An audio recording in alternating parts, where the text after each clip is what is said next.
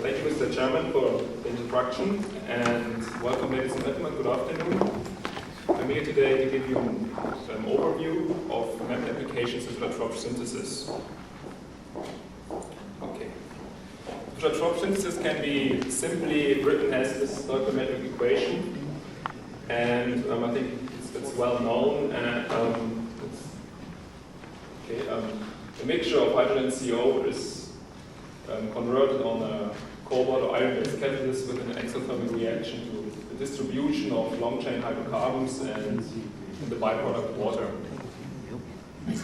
The current research focuses today on the improvement of the catalyst and its increase in activity, selectivity, and stability, and in improvement of the reactor and the process. This is specific productivity, temperature control, and carbon efficiency. So one can ask the question if it's possible to enhance the Fischer-Tropsch process by the application of membranes. In literature, several membrane applications were proposed, and I will give you a short summary. The first concept applies membranes as a reactant distributor. The main here is to enhance the product selectivity and to enhance temperature control. The second concept is a force-through flow membrane. Here the membrane works as a catalytic contactor. The reactants are forced through a thin catalytic layer and which offers beneficial properties to the reactor. The third concept focuses on the selective removal of hydrocarbons of a certain chain length, and the goal here is the direct production of middle paraffins and to enhance product selectivity. The interesting part of this concept is that they apply membranes on a catalyst scale. And the last concept represents more or less the typical or classical concept of a membrane reactor. The catalytic reaction and the selective removal of one product are combined within one apparatus. The in situ water removal takes into account that water may have a negative effect on conversion and product life. So that if you look into literature, you find four completely different proposed membrane concepts, and I will just go in detail, and I will start with the first concept, the distributed feeding. On the left-hand side, you see a graph. It's shown that the chain growth probability, that's the blue curve, and the methane selectivity is shown or plotted as a function of the partial pressure ratio of the reactants hydrogen and CO. And with decreasing partial pressure ratio, you see that the chain growth probability, in the case of this cobalt-based catalyst, increases strongly and the methane selectivity drops. So therefore it's beneficial to operate at partial pressure ratios below the stoichiometric feed ratio of 2. The following concept was proposed by a working group in Lille. They applied a non-selective ceramic membrane, and the membrane tube was filled with a cobalt-based catalyst, and the reactants were fed separately to the reactor. Cobalt was fed directly to the catalyst, while hydrogen was fed along the reactor axis. And it's quite straightforward to calculate with a simple reactor model the partial pressure ratio along the reactor axis, and you can see that in the case of the inert membrane packed bed reactor, the partial pressure ratio of the reactants are way below 2, and therefore you should observe a beneficial product selectivity. So this is also in accordance with the experimental results. They observed an increased alpha value, that means increased selectivity to long-chain hydrocarbons, but on the other hand, they observed a lower conversion, as CO is, or high partial pressures of CO inhibit the rate of reaction. As conclusions, one can say it's beneficial to operate at lower partial pressure ratios, but this, as hydrogen and CO appear as a mixture in the syngas, this concept makes only sense for hydrogen-deficient syngases, for example, biomass to liquids applications or cold liquids applications, where maybe a pure additional hydrogen stream may be added to the hydrogen-deficient syngas.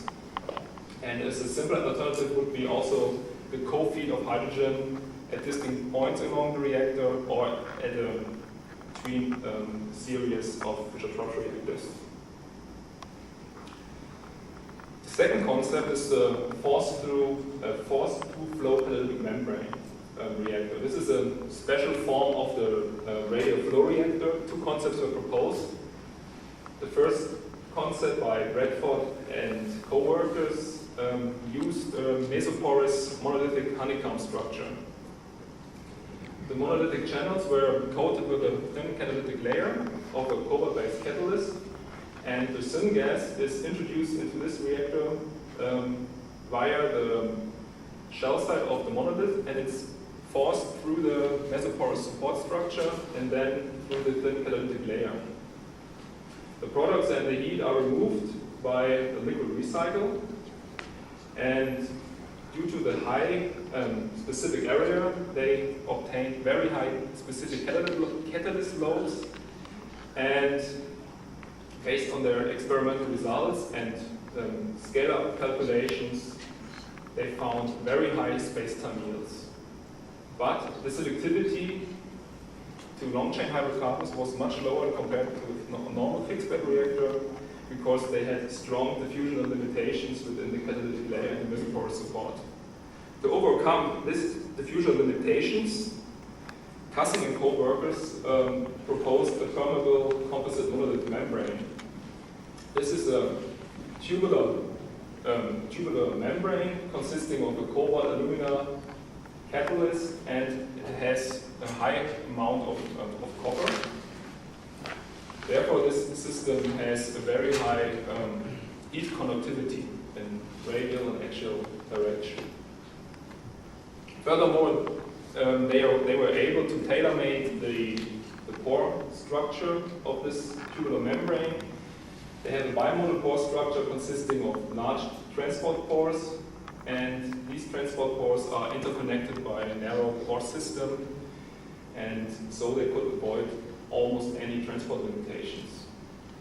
So when they tested their system, they found a very low pressure drop due to the large transport pores, a very good isothermicity, and very good gas, liquid, and solid mass transfer. The selectivity to long-chain hydrocarbons was exceptionally high, and they found a very high space-time yield to long-chain hydrocarbons and at quite low pressures. So these both systems, they are very compact. They offer both a high catalyst load, and the observed space-time yields appear quite high compared to the conventional slurry technology. The third concept is the concept of the encapsulated catalyst. This is the product distribution for a cobalt-based catalyst. We have the selectivity on the left-hand side and the carbon number at the low axis. And several attempts were made before. You can find literature to vary or to change this product distribution in situ or inside the reactor.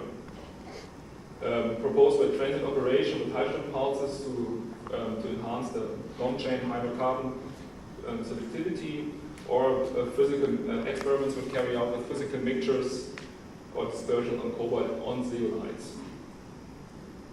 He and co-workers proposed the following concept. They used a cobalt-based catalyst and coated the catalyst with a acidic zeolite layer. Here now the reactors have to diffuse first through the zeolite layer. They react to hydrocarbons, and the hydrocarbons have to diffuse through the zeolite layer, and they have to they will be transformed as soon as they're formed by hydrocracking and hydroisomalization reactions. And they found the following distribution. The clear cutoff was detected. A narrow hydrocarbon distribution and with a high fraction of isoparaffins and olefins. But they also found a very high methane selectivity, and they did not report any danger of carbon deposition that could be expected with this kind of encapsulated catalyst. So this concept appears interesting, but long-term tests had to be carried out. Now we come to the last concept, and we heard already several or two presentations on the water effects on a Fischer-Tropsch catalyst. This concept deals with the selective removal of water during Fischer-Tropsch synthesis, and the effects of water to Fischer-Tropsch catalysts are complex and manifold. They depend on the active component, the support structure, the support, and the promoters. For example, in the literature you can find that cobalt and alumina suffer kinetic inhibition due to water, but we also found today that there may be a positive effect, or there is a positive effect. Competitive absorption was reported, and at high partial pressures, even reversible reoxidation. On the other hand, we find for a cobalt-based catalyst on the silica or titanium support, there's a positive effect on conversion activity, but also there was reported increased inactivation at high water partial pressures.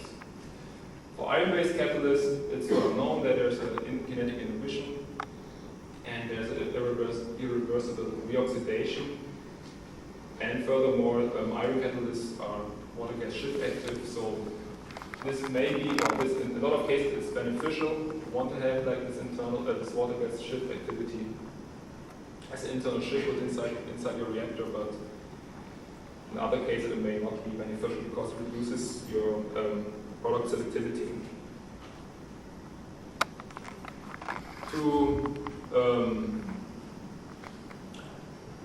To estimate the effects of in situ water removal, we carried out a very simple modeling study. You can see here the total carbon conversion versus the dimensionless reactor length. We chose a packed bed reactor, and the solid lines represent the results of the conventional packed bed reactor, and the broken lines represent the results of a packed bed reactor with an integrated membrane, and this membrane is ideally perm-selective to water, so this represents the ideal case. So in the case of cobalt, you only see a small effect. This is due to increased partial pressure of reactants and increased residence time when you remove water. But on the cobalt-based case, this is cobalt-based catalyst with a H2CO synthesis gas 2:1. You observe a strong effect of water removal because the reverse water gas shift reaction is enhanced. You remove water, and then CO2 is shifted back to CO, which then reacts to long-chain hydrocarbons. The red curve represents an exotic case. This is a H2CO2 syngas, and here the effect of a membrane application is the strongest. If you now apply a membrane, you should observe a very strong effect and could enhance the conversion of CO2 to long-chain hydrocarbons. For our experimental demonstration with the hydrophilic silica membrane, we chose first the case of the iron-based catalyst with a CO2 syngas, because this is the easiest observable effect. We expect the largest effect. Furthermore, the amounts of liquid hydrocarbons is maybe not as high if we use syngas with H2CO2 to 1, because it can be expected that there will be an interaction between the liquid hydrocarbons and the membrane surface. We use the fixed bed reactor setup with a ceramic membrane with a hydrophilic silica layer on the top. This is a setup. The membrane tube was filled with an iron-based catalyst, and the synthesis gas was fed directly to the tube, and the shell side was swept with different speed gases, and the retentate and the permeate side was analyzed by GC. So these are the experimental results. This diagram shows the results for the conventional packed bed reactor. You see the conversion, CO2 conversion, the total carbon conversion, and the CO yield as a function of the dimensionless reactor length. And now it's obvious that this reaction is a consecutive reaction. CO2 is converted to CO. You see that CO is intermediate with CO. The yield curve shows the maximum, and then CO is then reacts to long-chain hydrocarbons. If we now apply the membrane, we observe the following. We observe the increase in CO2 and an increase in CO yield, but the increase in total carbon conversion is quite low. This is due to the fact that the performance of this whole reactor is determined by the loss of the reactants. We lose CO across the membrane, therefore it cannot be converted to long-chain hydrocarbons. So it seems so that the membrane suffers of CO selectivity. The effects could be proven that these effects are due to the water removal, and this is another summary of experimental data. This is the conversion in the yield versus the sweep ratio. That means if we increase the rate of the sweep gas passing by the shell side, we are able to increase the driving force, and we observe higher conversions. So I said that the reactor performance strongly depends on the membrane selectivity. This is a summary of hydrophilic membranes proposed for in situ removal during Fischer-Tropsch synthesis, and the data contains the data by Espinosa and Santa Maria, who also performed measurements for Zazo, then by Zhu and Kaptein, and the silicon membrane performed at our university. And we see that they cover a huge range of selectivities. And what are the process demands? They look quite different. The process, this is calculated for a relevant base case, and the curves indicate increments in hydrocarbon yield. If we operate in this region up here, the membrane reactor works worse than the conventional pipeline reactor, but if we are able to operate in this region, we can observe very high increments in hydrocarbon conversion. But as a conclusion, one can say that the membranes so far lack of selectivity, so further research has to put in this field. So I will just come to my conclusions. We saw that the four concepts were proposed, like distributed feeding. The question here is if the application is questionable because there are easier applications possible by dosing, by co-feeding at distinct points of the reactor. This concept seems very promising because they were able to bring very high catalyst loads in a small volume. Therefore, this is to be promising for smaller, medium-scale Fischer-Tropsch units, for example, decentral BTL units. This case, I think, needs further research, and our own research will continue with ceramic-supported polymer membranes, which already showed very high selectivities and stability in the Fischer-Tropsch conditions. We will continue with zeolite membranes and also with the cobalt-based catalysts to investigate the water effects there. So thank you very much for your attention. Thank you.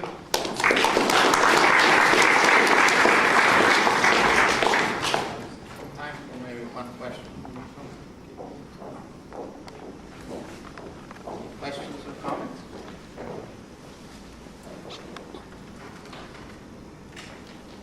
Okay. Thank you. Okay.